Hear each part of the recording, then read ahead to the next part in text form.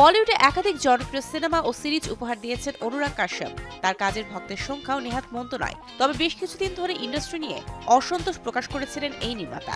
গত বছর অনুরাগ জানান তিনি দক্ষিণ ভারতে যাওয়ার পরিকল্পনা করছেন। এবার এক সাক্ষাৎকারে বলিউডকে টক্সিক বললেন তিনি, সঙ্গে বলিউড ছাড়ারও ঘোষণা দিলেন। অনুরাগ কাশ্যপের মন্তব্য, হিন্দি ফিল্ম ইন্ডাস্ট্রির সবাই বক্স অফিস অঙ্কের পেছনে ছুটছে।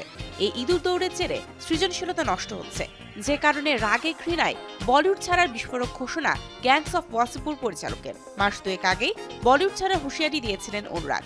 সেই সময়ই হিন্দি ফিল্ম ইন্ডাস্ট্রির পরিবেশ ও কাজের ধরন নিয়ে একগুচ্ছ অভিযোগ তুলেছিলেন। আর এবার বলিউড ছেড়ে পাকাপাকিভাবে দক্ষিণ ইন্ডাস্ট্রিতে শিকে ছাড়লেন পরিচালক। জানা গেছে মুম্বাই ছেড়ে এখন থেকে বেঙ্গালুরুতেই থাকবেন অনুরাগ।